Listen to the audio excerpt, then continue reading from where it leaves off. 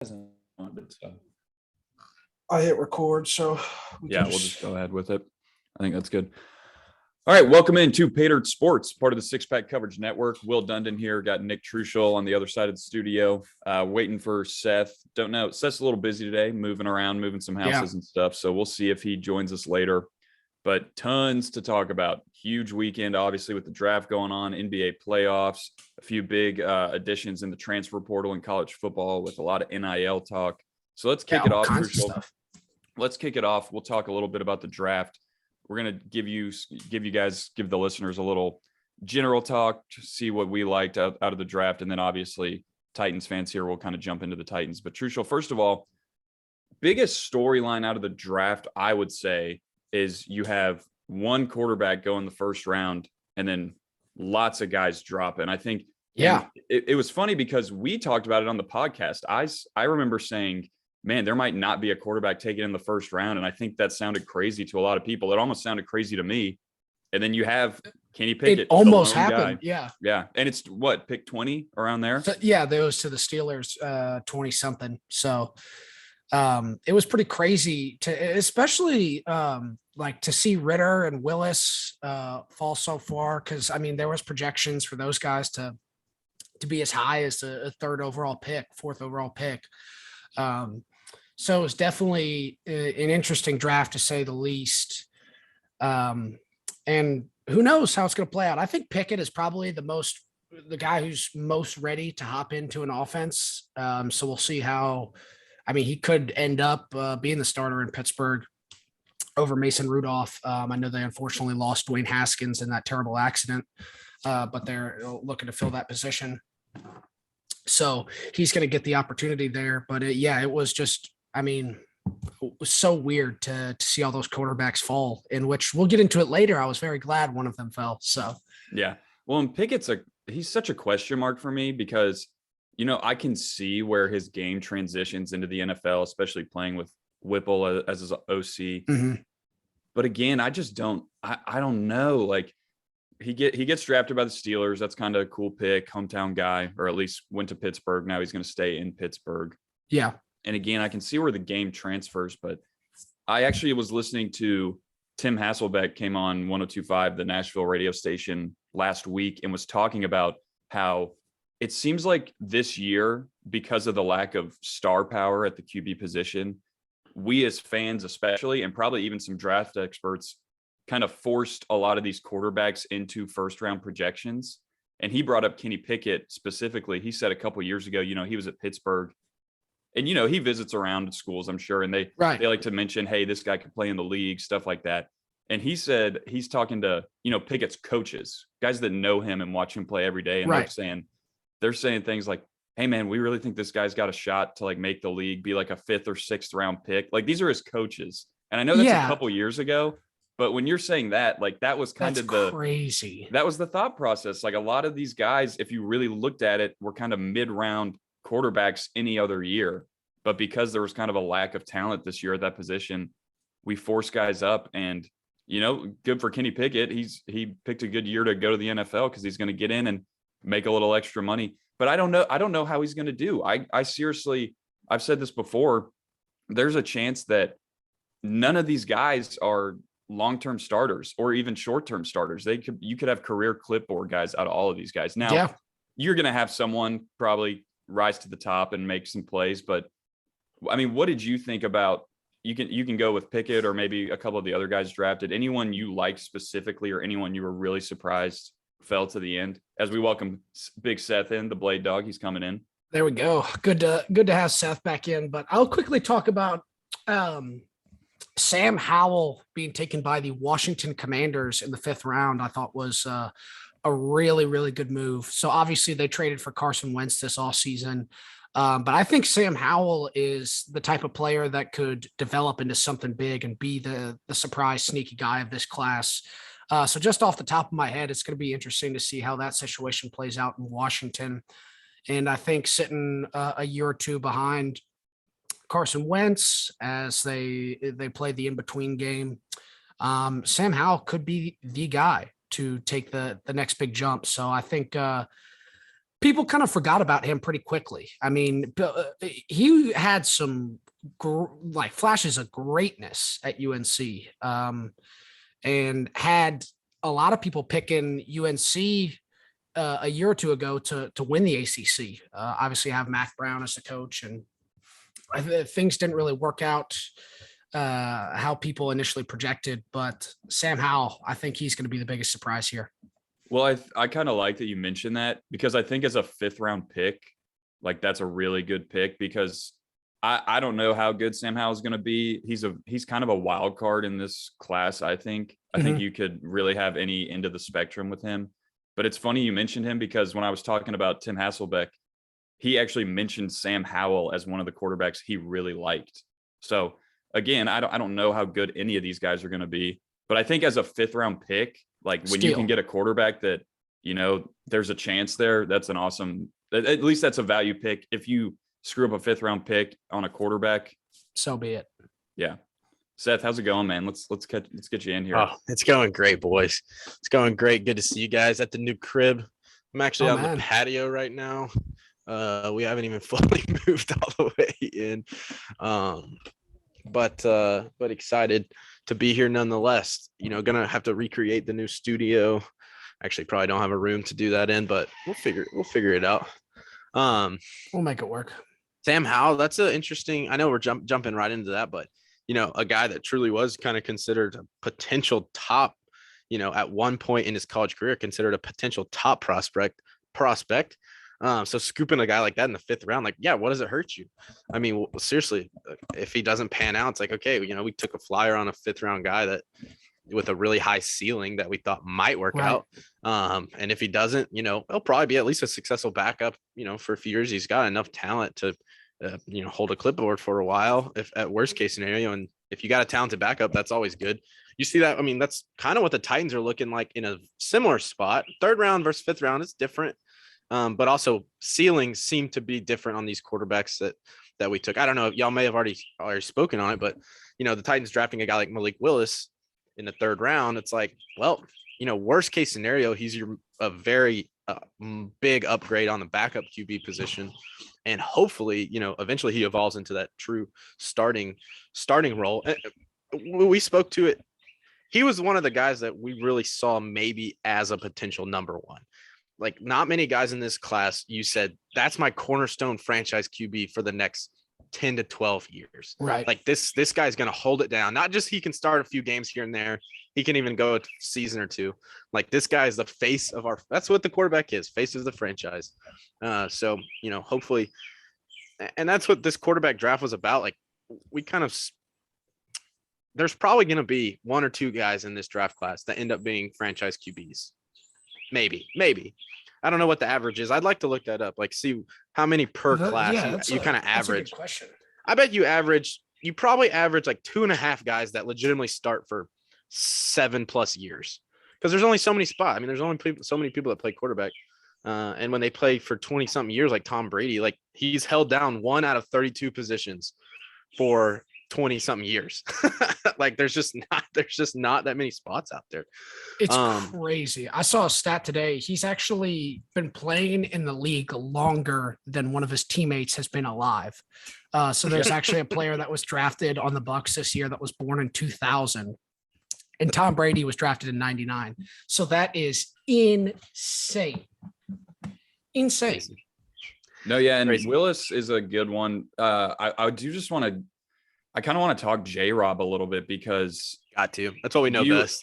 I mean, obviously Titans fans were freaking out. We'll talk a little bit about the AJ Brown stuff. They're freaking out. Then the draft is going on. You get a guy in Treylon Burks, and then you're kind of, Seth, we were texting with Swaff and Reese and the other in our group message, and they're hammering. They're like, guys, we have to get a quarterback this pick. J-Rob goes with a DB, and we're like, okay, what does this mean? Like, are we? Yeah, at that people point, have been crapping on the Titans for taking McCrary. And I want to give a shout out to J-Rob, overall, because I feel like this has happened in multiple drafts where I've been like, we got to get this guy in this round or whatever. And then somehow he ends up falling and we get him at a later pick. I think about, I mean, Harold Landry might not be the best example, but I remember wanting him in the first Rashawn round. Evans and Harold Landry in the first round and second round. I remember Harold Landry as being one of those guys that the Titans were talking about in the first round too, and we ended up getting both. Yeah, I just feel like there have been a couple times where, you know, we have hoped we get a guy in the first or second round, and then we end up getting him in the second or third round. Like somehow he falls to us, and I guess that's good. Maybe knowing kind of what the other teams are thinking, I don't know if that plays into it a lot, like scouting kind of the rest of the team. I would think. But trying to almost playing a game of chess with some of the other executives, you could say. Yeah. The draft's such a long game too. Like the draft is the first, and it's kind of isolated now the way they split it up into several days. So like day one, you're like, holy crap, what are the Titans? Like the Titans traded away the best receiver we've ever had. Like that is a bold move. That is look, I'm very partial. We can go ahead and get into it a little bit. Treylon Burks, I truly believe, is a generational talent. Like I think he is going to be an elite receiver in this league for a long time to come. Catches the ball just incredibly well. He fights for every ball. He fights for every yard, and he is supremely, supremely talented. That being said, he has not played a down of NFL football. He has been fantastic at the college level, and I've watched him closer than anybody. He has risen. His greatness has truly risen above everyone else that he's played on some bad teams, especially his first year when he was a freshman. When he was a freshman, he was the best player on our offense, bar none.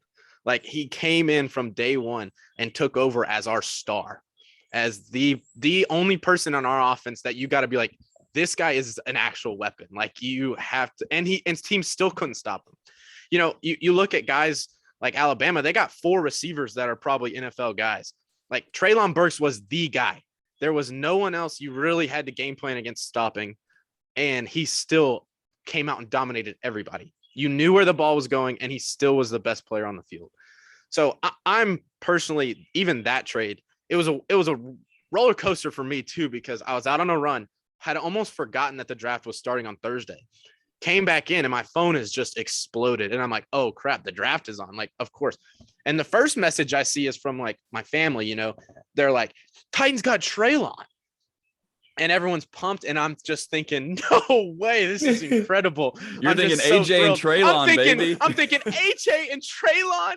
Like we are unstoppable. And then all of a sudden I get to some other text messages, go through Twitter, and it's like Titans traded AJ Brown. And I was just like, what? Yeah, because we all said, no way this will happen. Like, not in a million years.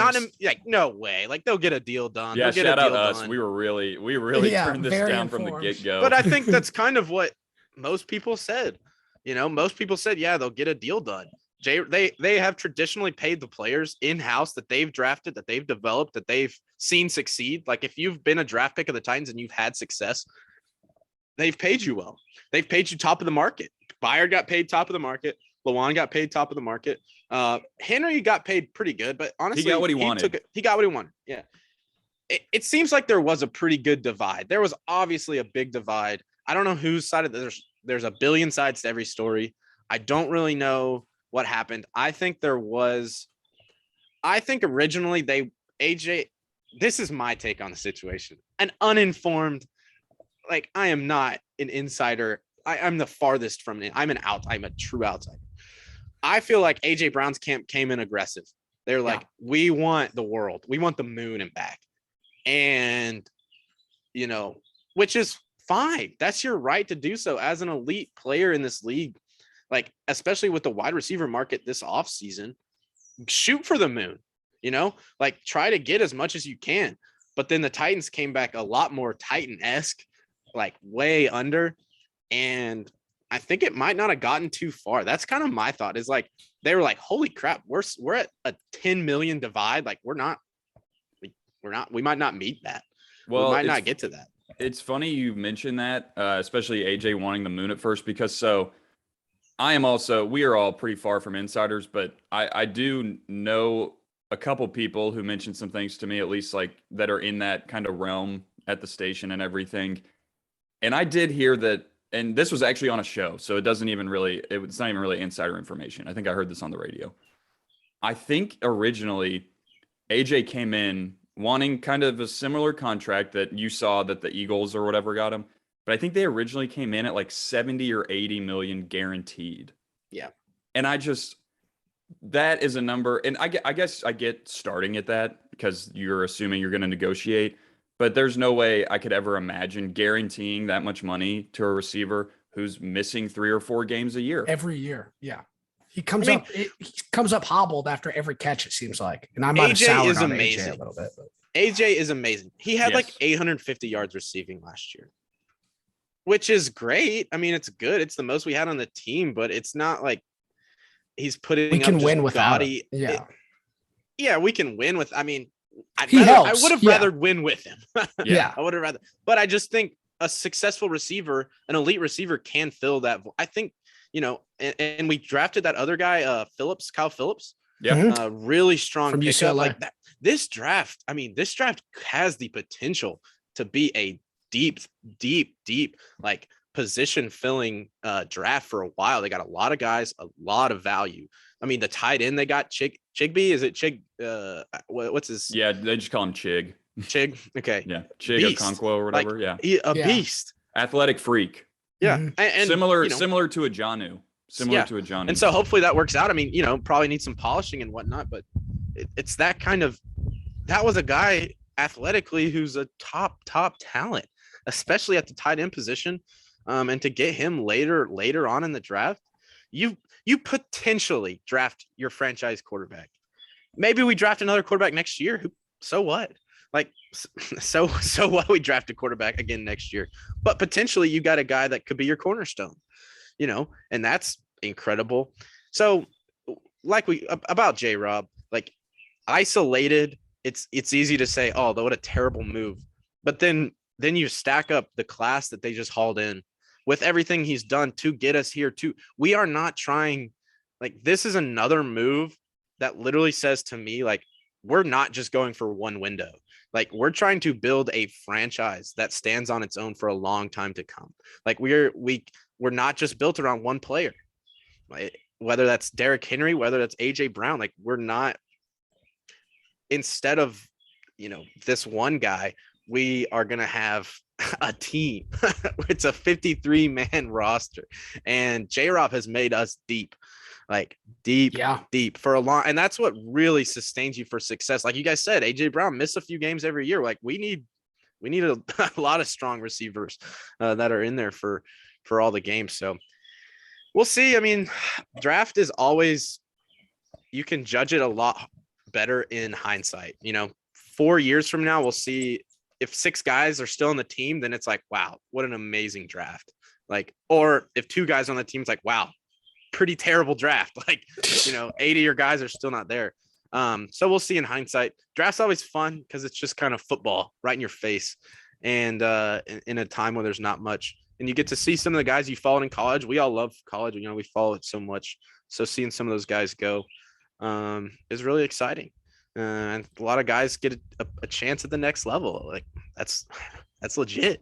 Like, let's go. That's your shot. But it's funny too. Like, thinking about Malik Willis, I just saw from the financial side, kind of the slide he had from being a potential like top pick. I mean, he literally lost out on probably millions, 20 mil. Yeah, dude. because he was. He's about to be a millionaire. Going to be a top five overall pick, and then But you earn it in the next contract. Really, I mean, your second contract's what gets you paid in the NFL. So just earn it in that. But I didn't mean to come in really hot, but no, that's what we're here for. Treylon is going to be a great Titan. I'll say that. Everyone was super down, and I get it. Titans fans have come to love AJ. We have clinged to AJ because we have had 0 good elite receivers. 0 1,000-yard seasons ever until as AJ. A franchise. We have been grasping at studs. Like, Corey Davis was pretty good, and people were like, we can't let him go. And it was like, I mean, yeah, you kind of can. Like, you can find another guy to put that kind of production up. Yeah. But I really think Treylon could be just a stud that takes everyone's minds off. It won't take everyone's minds off AJ, but I think he'll be a stud that replaces at least the production. He's about to become and be elite. That's what I'll say. I mean, if he can come in and be I don't know what the number is, but I'm not going to ask him to be like 1,000-yard receiver even necessarily. If we can figure out the rest of the offense, if Robert Woods can come in and be kind of good. If here's the thing, Seth, you mentioned Kyle Phillips. If Kyle Phillips can come in and play, like if he can contribute and just make that receiver room deeper, that would be huge. You would have a legit kind of it seems like we were grasping also at just having a true receiving core at Yeah. times. You're having Yeah. guys that you're like, should these guys even be on an active roster at times? But NWI. I want to ask you all this too. We'll kind of break it down. The one main question I want to get out is the Titans roster better today than it was a week ago? I know there's a lot we don't know, but I would like to get y'all's opinion on that. I'll go even a step further. Like, is it better than when we lost to the Bengals? Is it better than that roster that took the field? You know what I mean? Like, yeah, through the offseason and everything, is it better? I would say yes. I would say yes, because you don't quite trade. Treylon and AJ is not quite a trade. Like, it's not 1-for-1, but because of the production, but it fills the gap enough. It fills that hole enough where it's not like a huge, drastic like gap that you're missing. And all of a sudden, you add Robert Woods. So essentially you took away, okay, Julio was in name only was elite last year. Like, Julio didn't really produce that much for the Titans. He maybe, I mean, you could say he maybe helped win us the Seahawks game, but outside of that, I mean, yeah, that and it was awesome. He attracted attention though. Yeah, so having them lining up together was awesome. But in terms of production, you take away AJ, and Julio had like 300 receiving yards. Like, it's not like he really produced that much. And was hurt a lot of came in one game. Yeah. Okay. So you add Robert Woods, Treylon, you add Kyle Phillips. I think Kyle Phillips really will fill that kind of slot role that we've tried to, like, you got Humphreys at that one time, and you kind of tried to free agent your way into, and he was decent. He was pretty good. He did some good things, but you kind of filled that gap. I would say yes, they're better, because you fill a need at tight end. You add a really athletic tight end. Yeah, Hooper too. Yeah. Oh, that's absolutely right. Yeah. So you really that tight end you really solidified between the two guys, the guy you add in free agency, Hooper, and the guy you drafted. I think that you're better at quarterback position. I mean, whether he's starting ever, whether he's still more talented than Woodside, let's be honest. So you've upgraded your quarterback, and your defensive line didn't need, I mean, it's stacked there. You already got a lot of money tied up in it and everything. I think they're better, but they got to prove it. That's the NFL. I think they're deeper. That's what I really think they are. Just added more depth.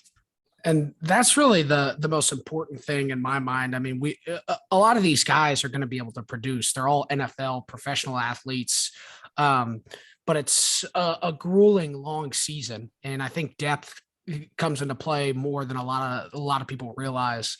And having guys who are talented that can just go out there and be on the field is so important in December and come playoff time. So to build off what you say, Seth, kind of talking about some of the depth there, I feel like injuries coming back, our defense is going to be elite, if not top 3, top 5 type of play, because really up and down from pass rushing, defensive line, our safeties and corners should all be, I mean, great. So we'll have to see how Treylon Burks obviously fits in. But I mean, if he has similar production to what AJ did his rookie year, then I mean, bam, right there, we're good to go. I think the King comes back hungry. He's going to be pissed off. We just start running the ball again through him. I mean, he's a different type of generational talent. And it seems like people quickly forgot how good Derrick Henry is and how he can make an offense hum. And it just makes everything easier when you have to stack 8 guys in the box, then the play action starts working. And then as long as you got somebody who's fast out there, that's all that matters. So I'm thinking it's going to be a fun year for the Titans. I'll say that the least. Whether this roster is technically better or not, I don't know, but it's definitely deeper. I think we also got that tackle from Ohio State. Yeah. He could come in and be a contributor. Yeah, a guy you can move around too. Yeah, a guy. Yeah, exactly. So anyway, well, you can go touch on that, but Yeah, bet I you won't. I think we won't got better. say. Yeah, I won't say a whole lot, but I do. I think a big part. So we mentioned the defense and everything. I think that's the biggest part people have forgotten about is we have an elite defense that. I mean, hopefully we don't even have to score a lot of points. I mean, hopefully it Yeah. works on both sides of the ball, right? But Seth, I like how you decided to go with since the Cincinnati game, because I'm going to go ahead and say that technically you could say a guy like Caleb Farley wasn't really a part of that roster. What if he Yeah. comes back and is a starter this year? What if McCreary is a similar guy to like a Christian Fulton if he's a young or not even that. Say he's Elijah similar Molden. to yeah, say if he's similar to Elijah Molden, a guy that can just come in and play. And it's like, oh shoot, this position group at secondary where we were gaming the free agency market last year with guys like Buster Screen, Matthias Farley, like if we can have some like a solid lineup there, I mean, we have one of the best defenses in the NFL again. So Yeah. It'll just be fun to watch the team this year because I don't think, like we said, like I just don't think the Titans losing a big time receiver is the biggest deal in the world. I think if Traylon comes in and can be I don't know. I said I didn't want to put a number on it, but if he can have 700 yards or something around there, because he's going to be the number one guy, right? Yeah, him and I think we'll kind of have co-A1s this year. I think Traylon is eventually your number one receiver. I think this year it might kind of be 50-50 who's not true number one between Robert Woods and Traylon, which is good. I think that's a great thing to have a complimentary receiver who can carry a good amount of the load, while Traylon kind of assimilates and becomes more a bigger piece of the offense. But still, he would be your one, I guess. Right. Well, and Robert Woods is a guy we talked about had 1,300 yards a couple years ago. Obviously, Yeah. different offense, but the only problem there is we don't know if he's going to quite be ready for the beginning of the season. So that's why I say, like, day one, that kind of game one, if Robert Woods isn't playing, I mean, I pray to God Nick Westbrook-Akine is not your number one, so yeah. If he's number one, we are. It might as well just We be are no, at down that bad. point we might as well just make Hooper the number one receiver. Yeah. Like, gosh. But I don't know. I'm excited. Last question I'll give y'all on the Titans. So we draft a quarterback, Malik Willis. Here's something I heard that at first I thought was a crazy statement, but then I thought about it and I said, actually, you can embrace debate on this one. Day one regular season, game one regular season. Who is the second string quarterback for the Tennessee Titans? I mean, I would hope it's Malik Willis. I really, really would. Because I don't want to put him in a situation like we put Mariota in, and have him get out there and just get his confidence destroyed. I want to make sure that Malik Willis is really ready to go. So I'm kind of on that side that I think a lot of Titans fans want to see that fresh face and are tired of Tannehill. I'm still kind of on Tannehill's side here. I think there's a chance, like I said, with Henry coming back, this offense gets humming again. And we see that Tannehill that threw for 33 touchdowns 2 years ago, and ran it in for 8 times too. So that's how I kind of want to look at it. But hey, I can understand some of the frustrations and wanting to see a fresh face in Malik Willis. Well, so no, here's actually what I meant by that. I was actually wondering, do you think Logan Woodside is the backup or do you think Malik Willis is the backup? So you think it's possible that Woodside could even be better than Malik Willis? I think it's possible that Malik Willis essentially takes a redshirt year. And we've also seen Logan Woodside, who has been here for a while, outlast these guys that have come in, who we thought had a chance of being backups. And Logan Woodside just kind of stayed tried and true. So I'm assuming, if nothing else, the guy knows the offense. I think I've seen him throw one pass in the regular season on a fake punt. But yeah, and it was a completion too for a first down. But I'm just wondering, I mean, I think the argument needs to be there at least that, hey, Titans fans, hold the reins back a little bit. Just realize that Malik Willis might not even see the field like at all this year. Like he might be more of a third string guy. You'll see him in the preseason, but I'm not saying that's going to happen. I think it's just worthy of kind of a question I wanted to throw out to everyone. I got a take on this. I think that Malik Willis will technically be the third string week one. I think so. I think Woodside has been the backup a long time. He really is well equipped. Yeah, he's earned his stripes as a backup. But I also think that if Tannehill were to get hurt early in the year and like where it's like he's out for games at a time, I think you're seeing Malik Willis come in.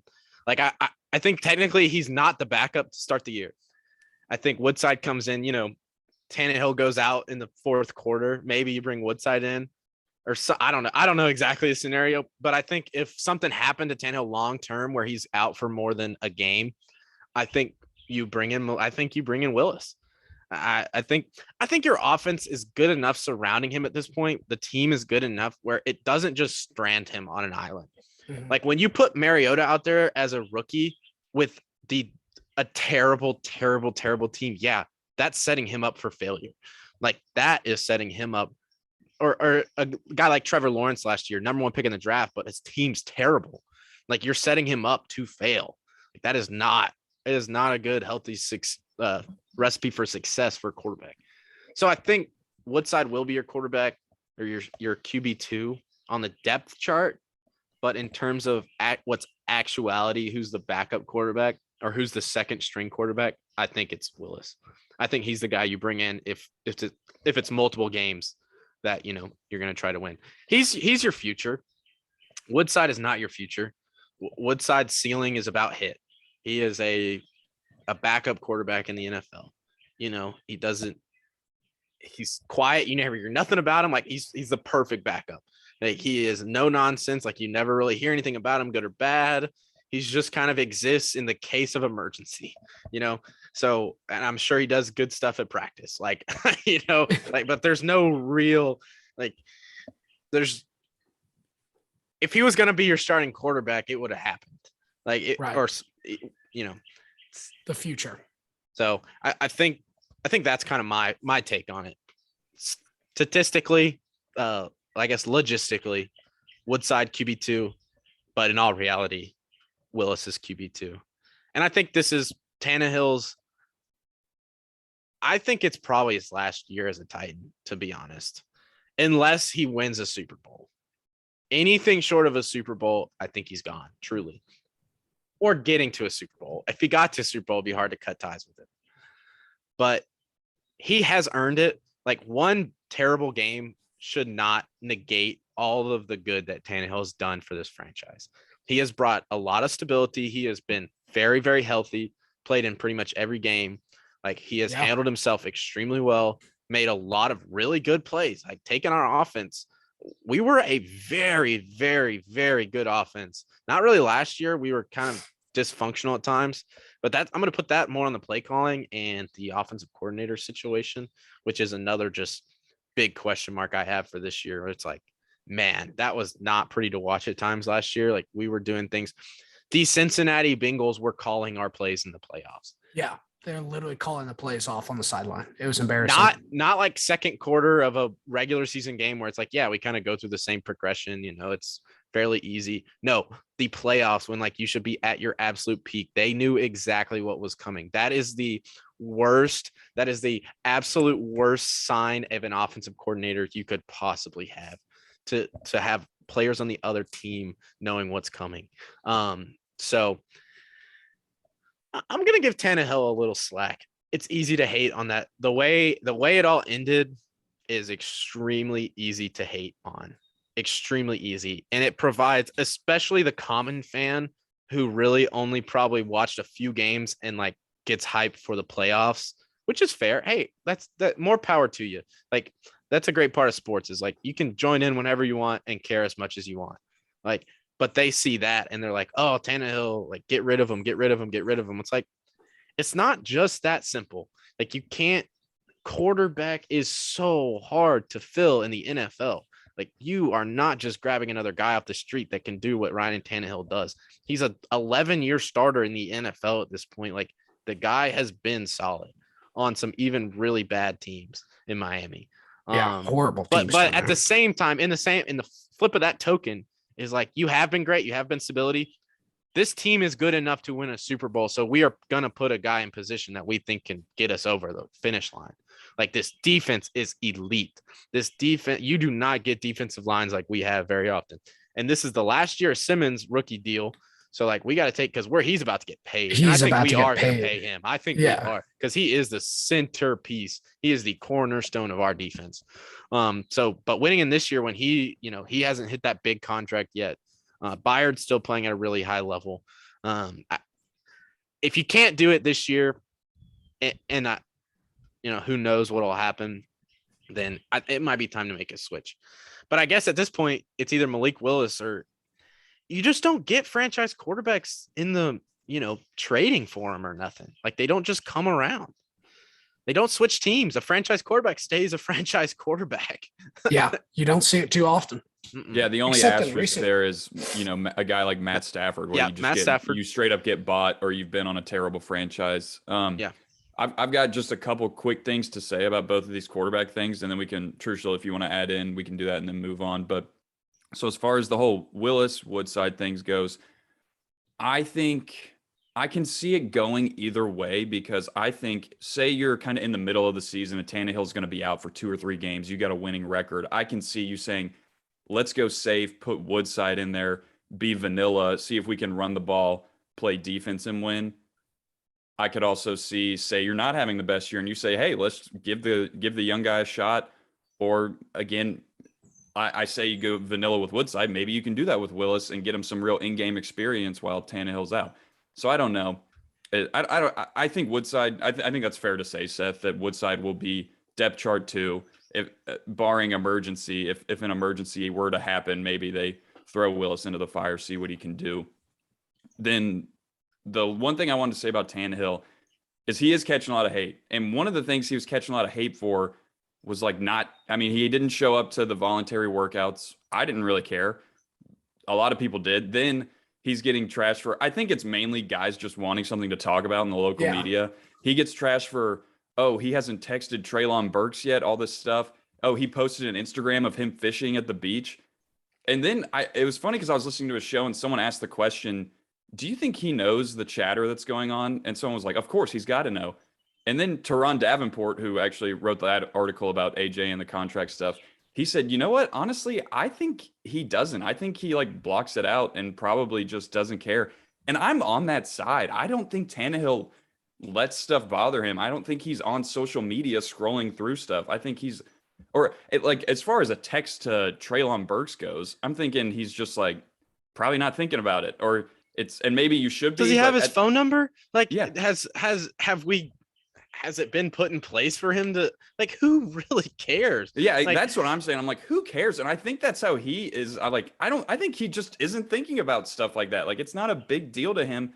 And I couldn't get behind it. I think he originally tweeted at him or something, or eventually tweeted at him. But I'm just this is not a thing. And you never know. What if he's thinking, hey, this guy's getting 1,000 text messages right now. I'll hit him up when he comes to camp, or I'll hit him up a few days after when everything dies down. I thought all of this kind of talk around him being checked out or pissed off or something, I think that's all it is just talk. I think it's way blown out of proportion. But yeah.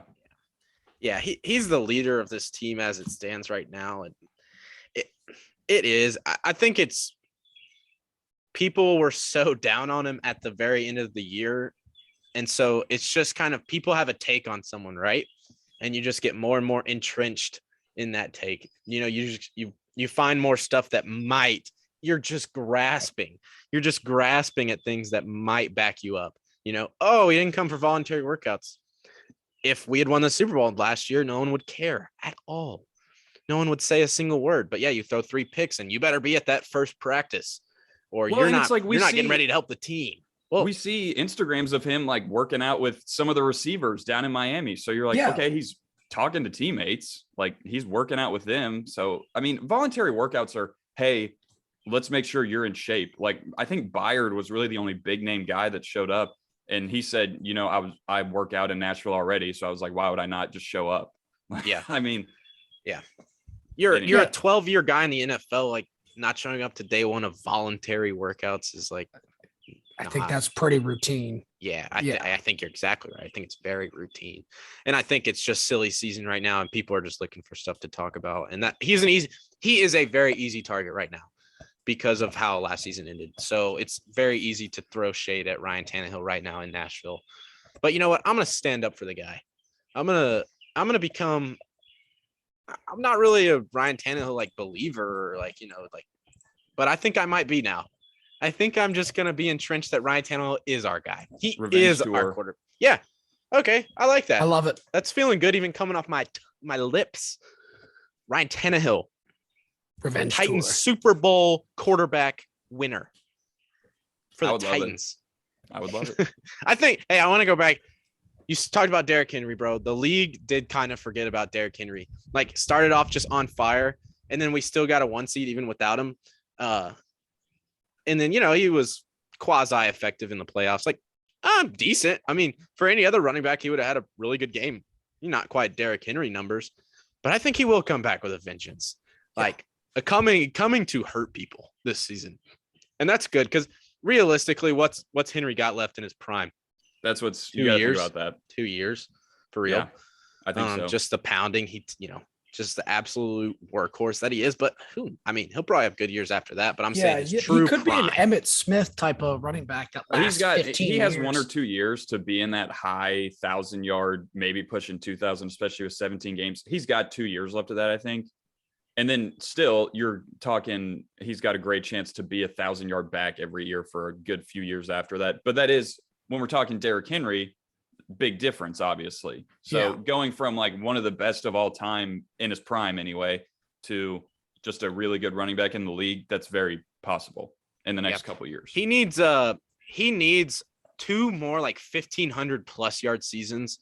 And then you can legitimately be like, no, this is, if not one of the top 3 running backs of all time. Like, if not number 1, just in terms of pure dominance. Like, not many people have been as physically punishing and exciting to watch as Derrick Henry. And he's coming back this year strong. And that's going to be fun to watch. I'm fired up for it. One kind of interesting stat that I wanted to share with you guys that I saw earlier today. And it goes along with that Brady stat with how long that he's been playing. He needs 2,200 yards this season. This is regular season and postseason combined to hit 100,000 passing yards. Think about that for a second. 100K. He'll be the only quarterback in NFL history to ever do that. He will be. I wanted to. He only needs 2,200 yards. Anyone doing Brady numbers later? Like, you think someone's doing this for this many seasons again? I mean, you can make the argument now with how Brady's been able to do it in the modern era with like taking care of his body and stuff. And we've seen some quarterbacks hang around longer. You can make the argument, but not only do you have to be like, he has both. Like, not only is he the greatest quarterback ever, but he's also been able to stay around till he's 50 years old, So the odds of someone being able to have that combination again are just so low. I would feel confident saying not in my lifetime. But again, I mean, records are meant to be broken. So yeah, I'd like to see it. I'd like to see it be Malik Willis, to be quite honest. Awesome. Yeah, I'd love if it was. What are the odds that Malik Willis is better and wins more Super Bowls than Tom Brady? Like, give me those odds right now. I'll take them. It's got to be like plus 100,000. There's good value there, though. It's great value.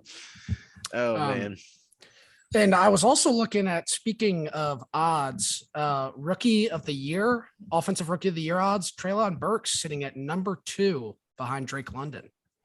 I'd say that's a pretty good chance. I mean, he's just put in a position to put up good stats.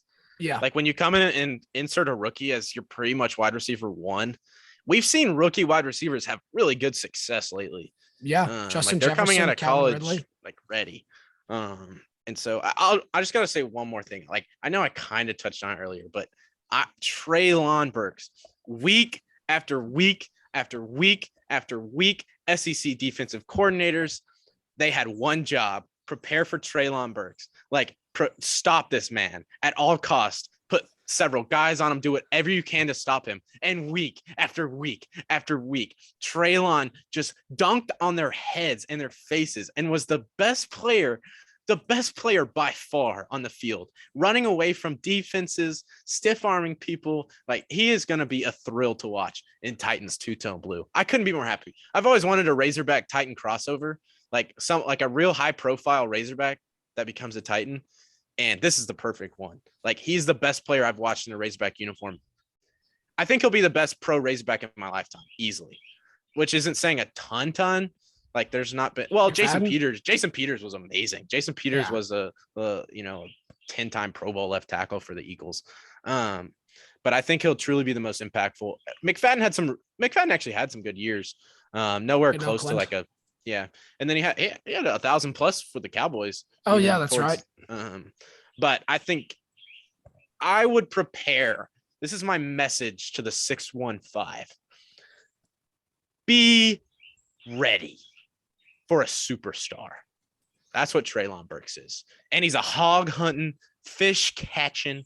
Yeah, he loves to catch fish. Fat bass. Pass just snagging wide receiver who's gonna just throw your face in the dirt and have a good time doing it and do it again and again and again and again.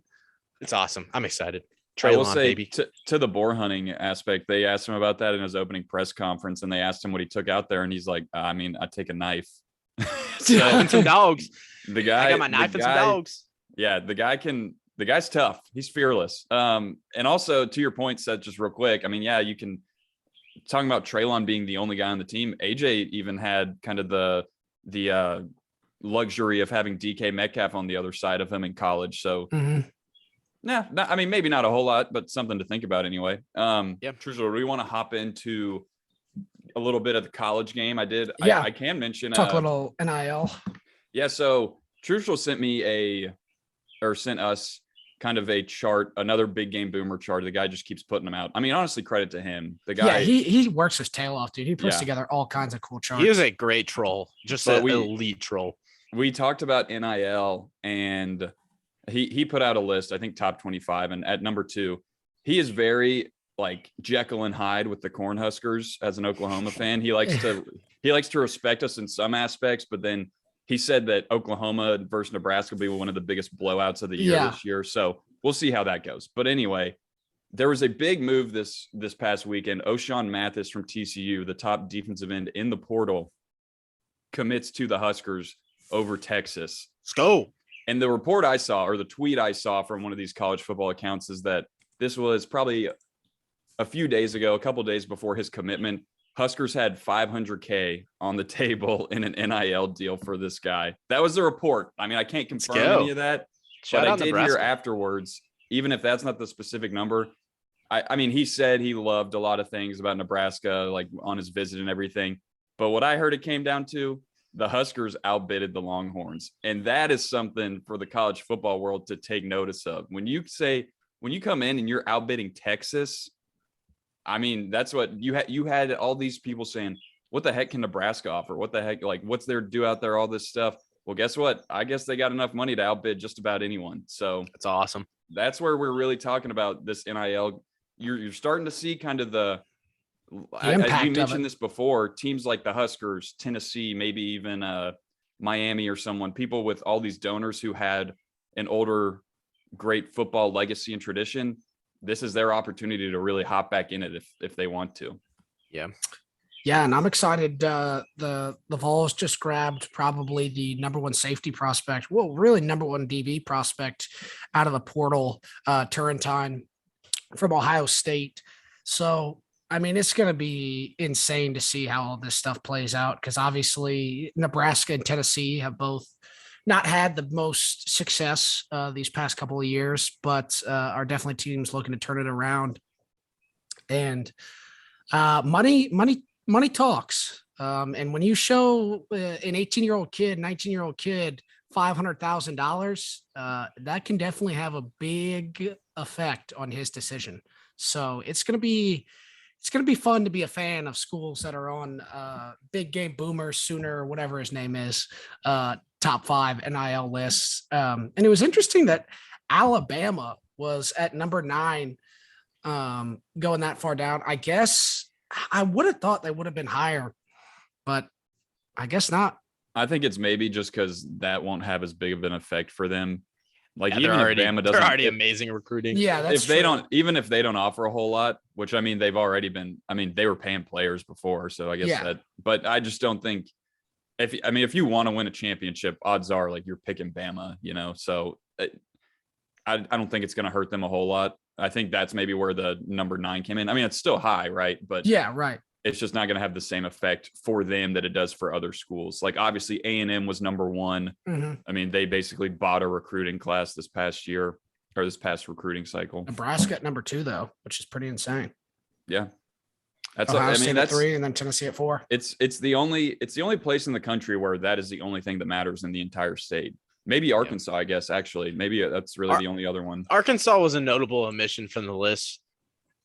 I find it hard to believe we're not up there when we have literally at this moment, we had the number 2 recruiting class in basketball, signed 3 McDonald's All-Americans. That doesn't happen without NIL, straight up. Like we might have a pretty good, we've had good recruiting classes, but we're not doing that. And then you got right now, they have a top 10 football recruiting class as well. I think recruiting is your biggest sign of the NIL. And what you're doing in the portal. I think the portal is also a symbol of it.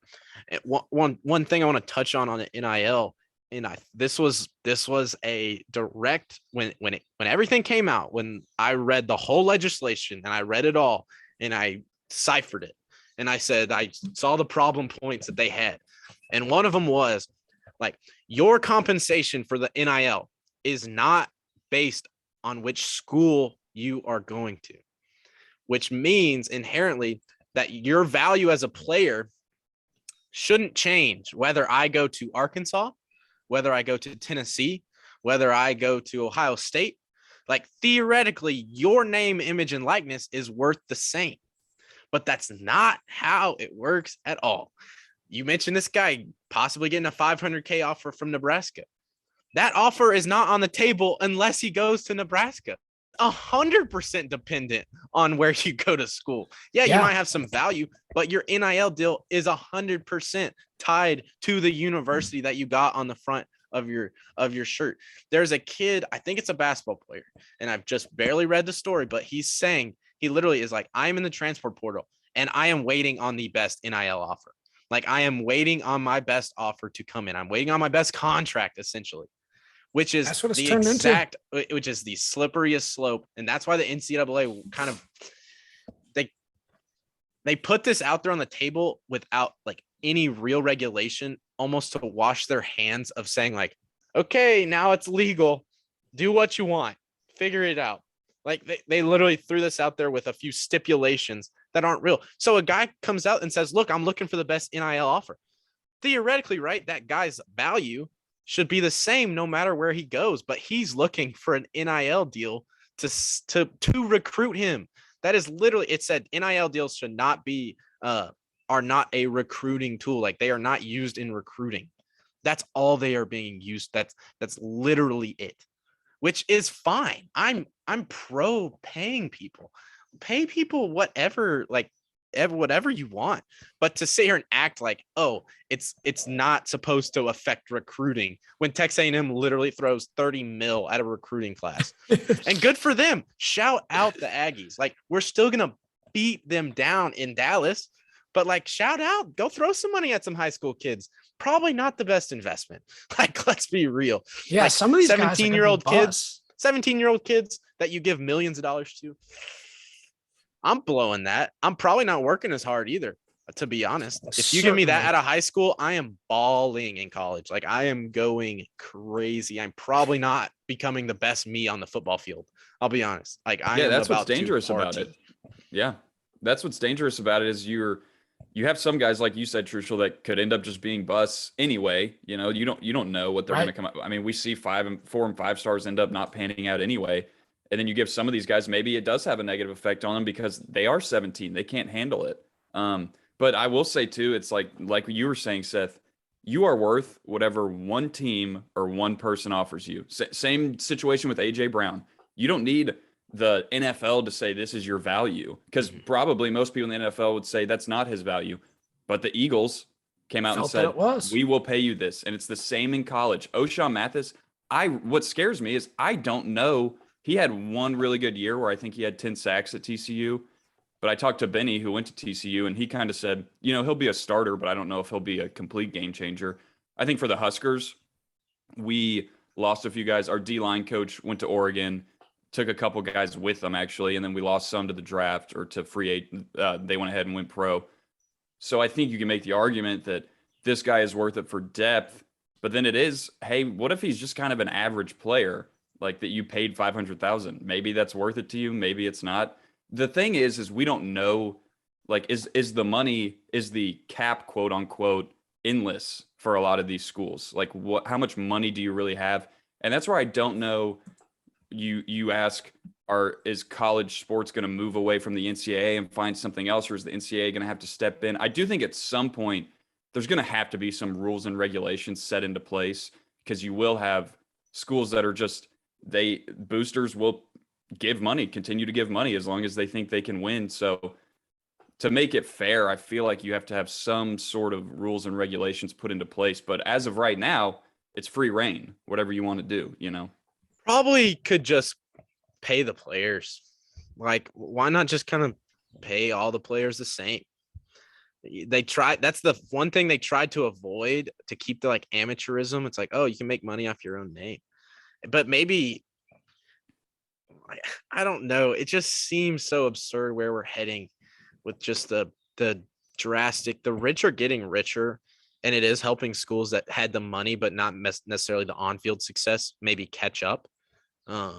In that regard, Arkansas to benefits from that as well. Tennessee, Nebraska, we represent three schools that really kind of had not have as much on-field success, but because of opportunities presented through this, can compete with the bigger schools, can kind of jump back into that upper echelon a little quicker. It just seems like it is a snowball of bad, of just dysfunction. When you have so much portal action, you have so much transfer portal. I don't know if this statistic is true. I saw somewhere 45% don't end up on a team is what I saw. Exactly, yeah. Bro. I don't know exactly what I saw, but it was like a huge chunk of these guys that go in the portal that leave a situation. Yeah, some people probably need to get out. Some people probably need to change. But so many people are leaving positions where they're not going to find another opportunity. Like, they leave the only real opportunity that they had. And then you're just throwing around. It brought the backdoor dealings like to light almost. That's kind of what it feels like. It brought some of this back. And what you come to find out is that the backdoor dealings are dirty. Like, what people are doing in the shadows is sketchy and shady. And you're bringing that into primetime college athletics. We're moving towards drastic shifts in the NCAA. I mean, the NCAA president himself is stepping down. Like, there are changes coming to the way college sports are ran. A positive thing recently has been the baseball scholarships are probably not going to be limited. You were limited on a baseball roster to 11 and a half scholarships. 11 and a half. How they even came to 11 and a half, I do not know. Like, how are you not even going to just say 12? Like, you got 12 spots. No, you got 11 and a half. You know how much that like dehumanizes the baseball player? It's like, no, we got 11 and a half spaces. And now you can add a third assistant coach, depending on league, I guess. But still, it seems just ridiculous that the NCAA said what schools could and couldn't do regarding how they use their resources. Like, oh, what if Arkansas, a great baseball program, that supports itself as financially like stable, what if they want to add a third coach?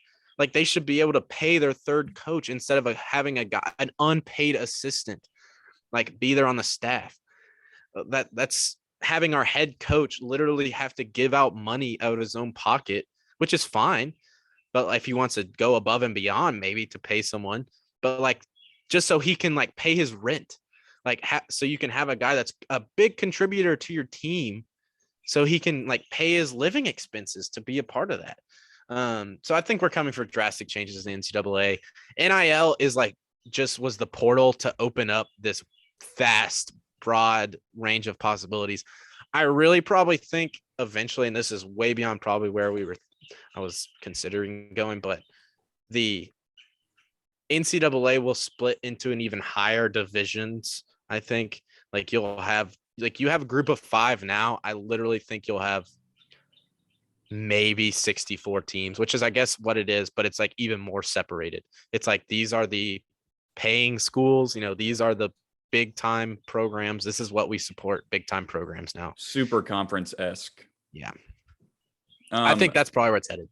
Well, I want to touch too. Trushel and I were talking about this before we started recording, just about the transfer portal in general and what it's kind of done. So first of all, you come out with this rule where guys don't have to sit out anymore, right? So then that kind of eliminates the whole, hey, I don't really need to sit around and wait. I can go ahead and leave and go somewhere else. But I've seen it a lot, especially at Nebraska, with guys who have left and maybe they've gone somewhere big. But for the most part, they go to kind of like a group of 5 team, get to play right away.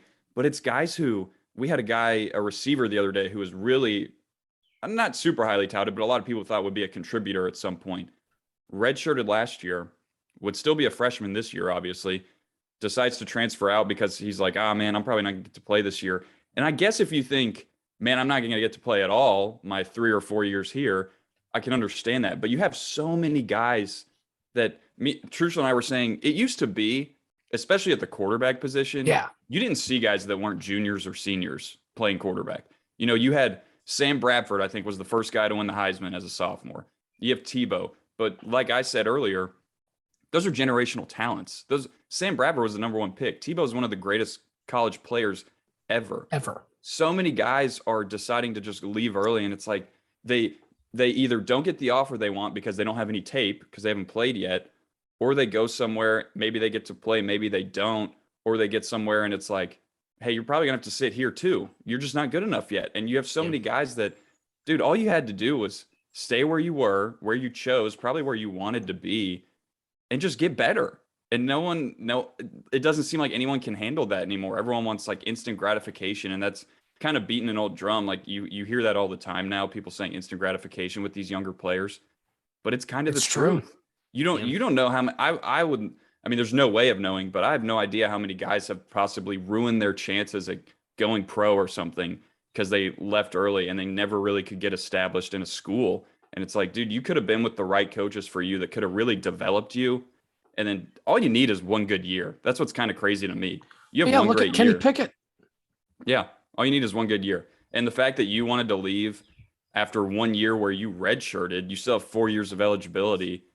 I mean, dude, just wait. That's what I don't get. I want to see guys start sticking it out, especially QB position's so hard because if you have a guy who's similar to your class and he gets named a starter over you, yeah, you're probably not playing barring injury. And that is kind of a gamble to play with. So I can almost understand it from that aspect. But when you're playing a position where there's multiple guys on the field at a time, I'm like, man, you have a really good shot to wait it out, get better, and become a really good player. So I don't know. The grass is not always greener. The grass is not always greener. It is that instant, like, oh, think about all the work you have to put in to be a part of a football program. Like, most guys that are playing and starting in the SEC are juniors or seniors. Like, that's just where you have to get developmentally. Like, you got to put in time in the weight they're room. 22-year-old men. Yeah, they are. Yeah, these are guys that are about to be in the NFL. Like, they are 1 step away. So I like that you have the opportunity to transfer. I like that it lets play, because I kind of go back to, like, if coaches can leave, if there's like no repercussion for coaches like switching jobs, going other places, cool. But if like the fact that players can get stuck at places, yeah, that's not really chill. I just think it should be viewed different as like last resort, not first resort, not first option. I'm going to transfer. But that's kind of my thought on it. It can get out of hand, and so many guys finding themselves without opportunities. That's what I really, I think it's the really negative side of it. And guys just not getting established. Like, you transfer once, now you're a transfer guy. Like, you might transfer again in 2 years, and then you've played at 3 schools in 3.5 seasons, and yeah, you're not establishing yourself. Like, there are reasons to transfer. Absolutely. There truly are. But there are a lot of reasons to stay as well. And so I just think you're probably better off in most cases to stay.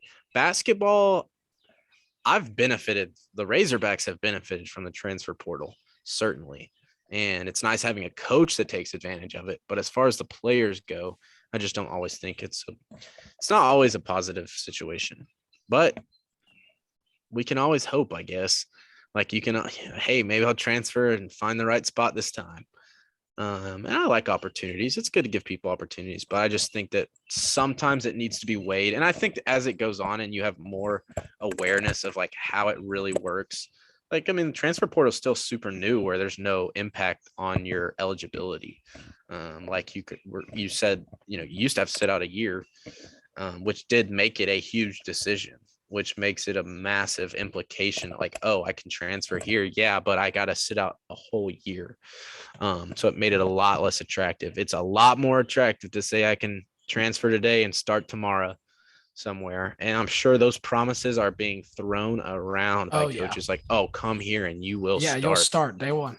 Well, and that's what I don't think the rule needs to change or anything, because I do think that's totally fair. And I think you're an adult at this point. Most of these guys, are 18 or older. It's up to you. If you want to make that decision, you can. I think it just has to be a mindset, and maybe it's a learning curve. Guys are starting to pick up, hey, there's a lot of guys who don't end up going anywhere. Maybe I will stay. But I look at a guy that I always point to that it didn't work out for, Luke McCaffrey, who was at Nebraska, comes in as a quarterback, probably the fastest dude on the team. That's what a lot of coaches said. And the whole time I'm thinking, gosh, put this guy in the slot, throw the ball to him on a swing route and let him work. I mean, let him run the ball around, find him, turn him into a gadget player. He didn't want to do that. I think that's probably what it was going to come down to, because he wasn't going to start. Goes to Louisville. And what they probably do is tell him, yeah, you can come play quarterback here. He gets there, dude, 2 weeks later, transfers again, because you know what happens? He probably went there and they're like, yeah, you're not going to start at quarterback. Or either they said, you're not going to play for a while, or yeah, no, actually, we are going to move you. Because what do? Empty promises. That's all it is. Yeah, and there's no repercussions. Goes to Rice, and I think played a couple games at quarterback and just didn't pan out there either. I mean, it sucks because, man, what if you would have just been able to listen and say, hey, you know what? I do want to try this out. And that's a different situation in and of itself if you really want to play quarterback and think you can do that. But that's a situation where, dude, it really hurts you, especially on that empty promises side that guys are willing to throw out. Yeah, no, I agree with that. And I feel like that's something that will just never be stopped. I mean, bringing it back to Tennessee a little bit, I remember hearing all kinds of stories about how Butch Jones was just telling every player everything they wanted to hear. I mean, he was a people pleaser. He just, yes, man. You say yes to every question they have. And what's stopping the coaches from really doing that right now? Nothing. So I think that's a great point to bring up. And I mean, it just, like you were kind of talking about, there's a lot of shady characters in the NCAA right now, whether it be coaches, players, NCAA staff themselves. You got agents. You're involving all these agents now. Yeah, that's grease balls. That's talk about it. Yeah, so it's some crazy stuff going on, but I think as we get further on into the NIL era, you could call it, some of these weird little nuances will be worked out, and hopefully the best thing for the players, programs, and coaches will eventually come to light, and we'll kind of get this all figured out. But I mean, there is a learning curve right now. Nobody really knows how all this stuff works. There's a lot of loopholes, I'm sure, that people are trying to figure out. So, well, it's just a waiting game. I think we're playing with the NIL right now. Yeah. But I know we don't have a ton of time here left. You guys want to talk a little basketball as the Grizzlies, since we last talked, actually shut down the Minnesota Timberwolves. Whoop that trick. I know they lost game one. Dude, tough loss in game one, but it's a 7-game series. I think the Grizz got it. Like, I think that almost fired them up to even win worse, like win better these next couple games. I mean, that's an exciting series. Yeah, if you remember, Minnesota won game one of the last series. So I'm not worried at all, especially with this being Golden State. 1-point game, absolutely tough finish. And it really sucked to see Morant essentially miss the same shot that he took as a game winner against Minnesota and miss it against Golden State.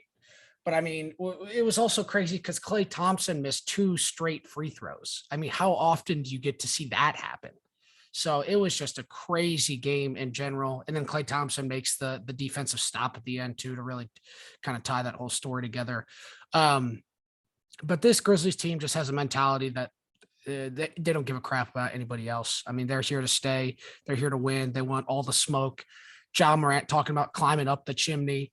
I mean, they're ready for it. They're not afraid of anybody. They're not backing down. So whether it be the championship Warriors or the crappy Timberwolves, Timber Pups, Grizzlies The Timberwolves were good. The Timberwolves they're the roster best is offensive, actually stacked. Yeah, Like, they're they the best are offensive good. team in the league. They scored the most points. So that was a tough matchup. Yeah, I think, I mean, losing game one, you got to win 4 out of 6 versus Golden State, but I think they can do it. This is not 2016, 2017 Golden State. Like, they are very, very good. They are great. They are a great team still, and they have great players. But when the thing like last night was like Jordan Poole goes off, like it's tough. It is tough to stop them when Jordan Poole is going off like he did. He's a great player. He's a great player, but to have him put up numbers like that when you still have Steph and Klay ahead of them and whatnot, and it sucked to have wild. Jaren Jackson Jr. put up 33 and shoot 6 or 9 from behind the 3-point arc, and lose that game because I mean, that's not going to happen every game. Not every game. But also you can look long at series. Yeah, exactly. Long series. Dylan Brooks had a horrendous game, and that probably won't happen again. So you can kind of look at it from 2 sides of the coin there, and be on the hopeful side that. Well, first of all, Desmond Bane is a little banged up and is actually questionable for game 2 now. He was kind of limping the whole second half. So there's something up with his foot, but hopefully he gets healthy. Dylan plays a lot better and Jaren keeps us up. I think the Grizzlies take it in 6. Yeah, I love that. I like that the Grizzlies, they want all the smoke. Like, that mindset has carried over from the grit and grind era where like that team did want everything, but they probably weren't as high and talented. Yeah. Like this team wants all the smoke and they are actually legit. Like, they hoop with anybody. And when you got a superstar, Ja is a legitimate bona fide superstar. When you have a superstar surrounded by a team that is really strong and that really believes and that really plays together and hard, it's tough to stop. They win this one. Like this seems like the series to me. If they win this series, I think they legitimately are going to the finals. This is going to be a tough hurdle, especially being down 0-1. But I still think they'll win the series, and I really think they'll make the finals. I think they'll win that Western Conference, no matter if it's Dallas or if it's the Suns. I think they're better. I think they'll elevate over either of those teams. So we'll see. I think the Suns, I got to be quiet because I live with Dallas people. I think the Suns are probably going to take this series. In the other series in the West, let's see who we got in the East. I just want to do a quick rundown. And Boston and Milwaukee, and then Heat Sixers. A fun series. Those are 2 fun series to me. So hold up, I got it on behind me. It's 55-52. Philadelphia is up by Philly 3. Miami was up for a minute, so Philly must have came storming back. There's 10 minutes left in the third, so still a lot of time in that one.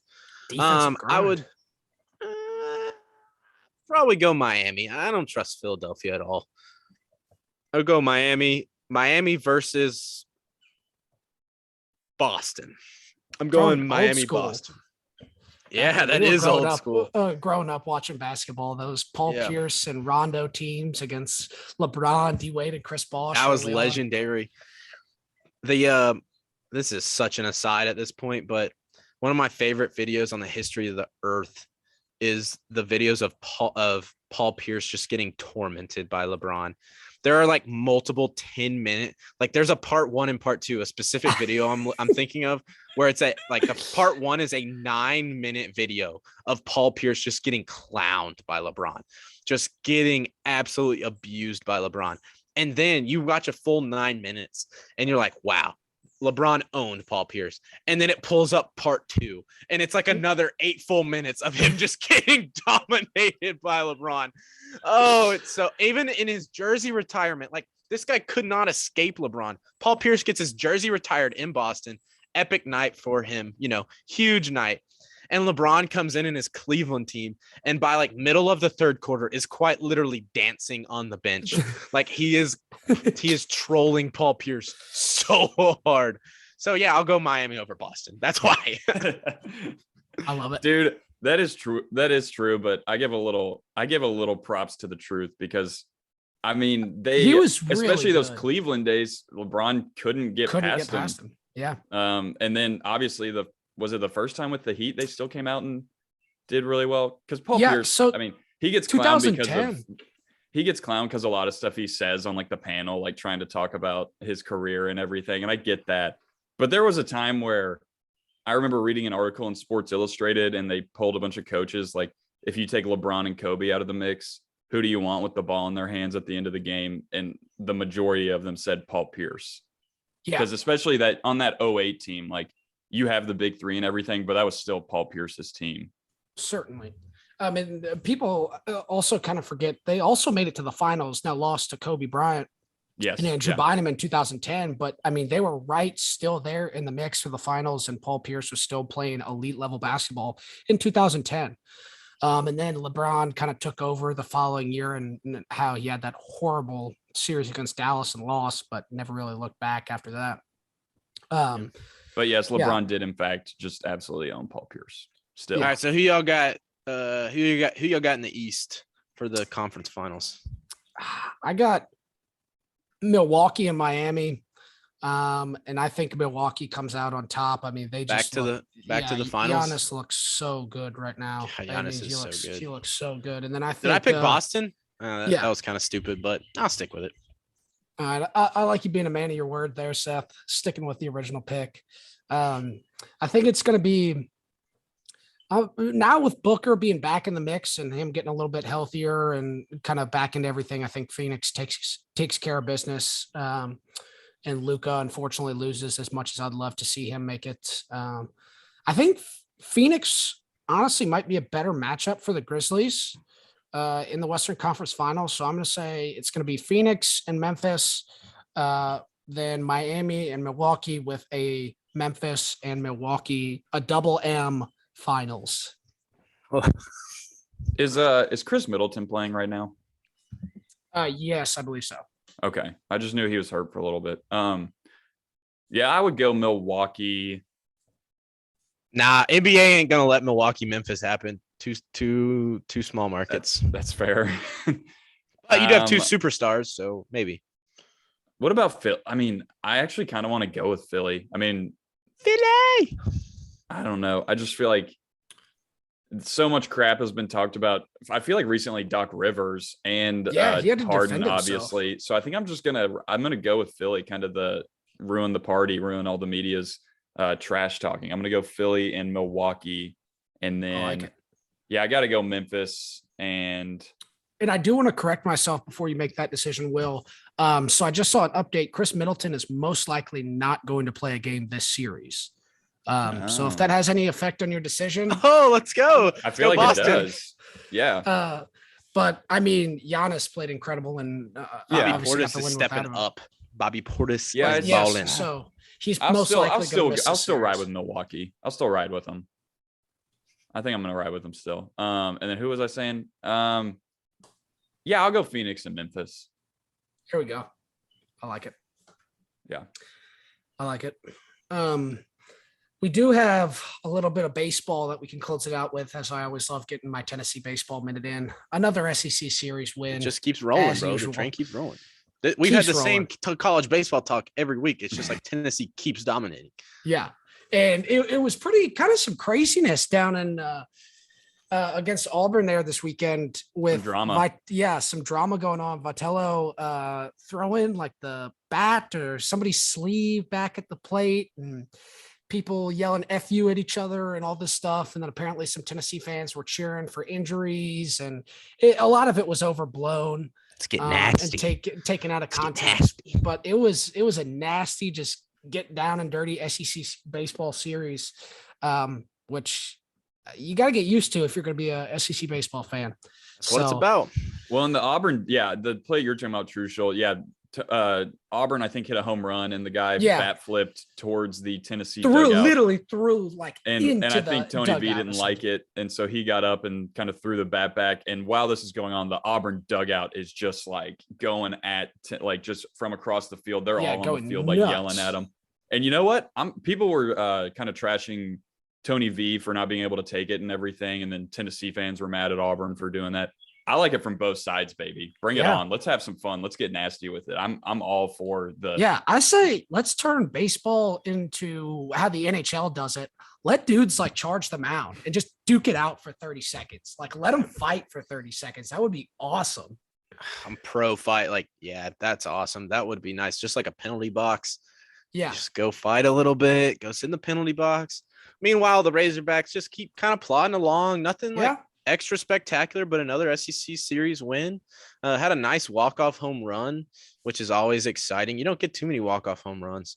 So that happened, just staying around top 3, top 4 in the polls, gonna be a national seed. So everything's in front of them. Not played their best baseball yet. I hope so at least. Which is great to say when your top 4 team in the country consensus that you still believe you could be a little bit better. So hopefully they peak at the right season or at the right time of the season, which is coming up soon. Like we're getting pretty close to kind of the end here. So I was glad that Tennessee won this weekend because Auburn was nipping on the heels of the Razorbacks in the West. So we got just a little separation back. But yeah, we're hitting home stretch here for the Base Falls and the Omahags. And hopefully we're going to see each other in Omaha. That's still the plan. Yeah, that'd be awesome. I'd love that. All roads lead to Omaha. Exactly. I love it. Well, that's pretty much all I got for the Base Falls. Will, you got any Nebraska talk you want to get in here? Not really. Nebraska baseball sucks. I looked at it. I hadn't really been keeping tabs on it, and I would just kind of see updates on Twitter. And then I just looked up the record, and we're actually 18-25. So no good on that update. front. Definitely a step down from last year. But Nebraska's usually, especially Big Ten, you can kind of not too hard to bounce back, I feel like. And Will Bold, the coach there, obviously getting them pretty far last year. I feel pretty confident he'll be fine for years to come. So hopefully they can bounce back next year on all that. I'm just ready for football, man. I was talking, this commitment, obviously, too, with O'Shawn Mathis has got me really excited for it. I'm just ready to see the Husker team go out and play next year. But not a whole lot to say that I haven't already said. So I'll go ahead and close it out. Guys, thanks again for listening. This is Pay Dirt Sports, part of the Six Pack Coverage Network. Be sure to check them out on sixpackcoverage.com, on Instagram, Twitter at Six Pack Coverage. Check out us on Twitter at paydirt_sports, Instagram at Pay Dirt Sports. Check out the website, paydirtsports.blog. Guys, thanks again for listening, and we'll see y'all next week. Pay Dirt out. Doses.